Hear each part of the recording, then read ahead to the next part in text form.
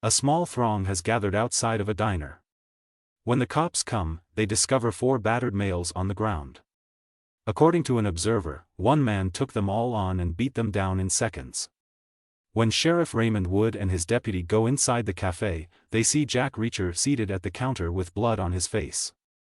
Wood arrests Reacher and begins to take him away until Reacher says that the phone will ring in 90 seconds and Wood will be in jail for kidnapping and trafficking undocumented immigrants on military property. Wood answers the phone and gives his name. Military police cars arrive seconds later and arrest Wood. Who the hell are you? The guy you didn't count on. Later, Reacher calls Major Susan Turner, who assisted him in apprehending Wood. He calls back several times while traveling and ultimately admits that he probably owes her supper. She accepts and asks when he will be in D.C. He says he will be there eventually. When Reacher arrives at the military headquarters, he finds Colonel Morgan at Major Turner's desk. Reacher is informed by Morgan that Turner has been detained on suspicion of spying. Reacher asks Sergeant Leach, who has been appointed to represent Major Turner. Sergeant Leach notifies Reacher that she has been ordered not to divulge any information on Major Turner's case. Reach then inquires as to which attorney Sergeant Leach would recommend to her DI if he required one. She promptly suggests Colonel Moorcroft after catching on. Reacher approaches Colonel Moorcroft and inquires about Major Turner. Moorcroft informs him that they discovered a hard disk with secret material in her home. He then brings up a paternity complaint filed against the military, claiming that Reacher is the father of Candace Dutton's daughter. When Reacher asks what the Major has to say, Colonel Moorcroft tells him he isn't authorized to meet her yet. Reacher departs, telling Moorcroft to contact him when he recalls what his uniform represents. Moorcroft changes his mind and offers Reacher a dossier on 2 soldiers, Sibeli and Merkovich, who were both slain at close range in Afghanistan, and it is suspected that Turner was involved. Reacher is being observed from afar by a guy only known as the Hunter. Reacher chases Samantha, his alleged daughter. After a time, Sam notices and accuses Reacher of following her. He inquires of Sam if she is Candace's daughter. Because of Candace's prior career as a prostitute, Sam believes Reacher is interested in her mother. Sam takes a step away from Reacher. Before murdering Moorcroft, the Hunter finds him at his house and viciously beats him to discover out what information he supplied to Reacher. When Reacher arrives to the headquarters, he is greeted by Morgan, a few cops, and a lawyer called Lieutenant Sullivan. Reacher is suspected of assassinating Moorcroft in his own house. He is then placed under arrest. When Reacher is held, he notices 3 guys approaching and realizes they are coming to kill him and Turner. He asks Lieutenant Sullivan to bring him a meal before fleeing. He beats an officer called Espin and assumes his uniform before proceeding to Turner's cell. The men are indeed there to murder her. Reacher dispatches them all and gets Turner out of there. Officers both see them and chase them away. They make their escape by hijacking a police vehicle. When Reacher and Turner discover Morgan's involvement in the conspiracy, they take him to his home.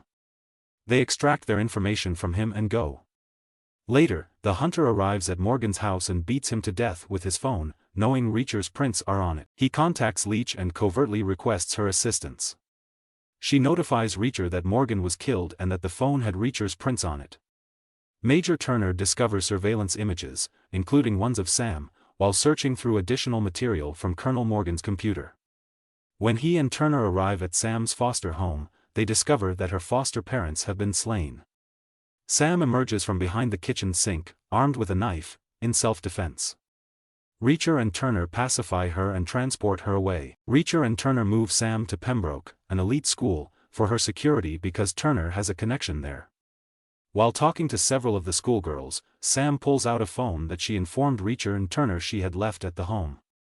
They pull her away and realize they need to go, so they toss Sam's phone away to avoid detection. Reacher receives a call from Leach with information about a man named Daniel Prudhomme, an Afghan expert who saw the deaths of Sibeli and Merkovich. Leach also cites Parasource, which is a private military business. The 3 decide to travel to New Orleans in search of Prudhomme. Sam pulls a credit card from a purse she took from one of the schoolgirls in order to purchase their aircraft tickets. Reacher notices 2 Parasource contractors aboard the plane. He knocks them out and steals information from their phones. Reacher pretends to sleep for the duration of the aircraft journey while he overhears Sam and Turner discussing who her father may be. Reacher tells Sam on a bus in New Orleans that it's conceivable he's her father, and that's why she's being chased alongside him and Turner. She doesn't trust Reacher's accusations until he cites the paternity suit Candace filed. After being warned off by Prudhomme's wife, who hasn't seen him in months, Reacher and Turner track him down in an abandoned building filled of addicts. Turner interrogates Prudhomme, who tells them all he knows about the killings of Sibeli and Merkovich, as well as what he knows about Parasource. Reacher and Turner contact Espin and request that he talk with Prudhomme in order to ascertain the truth.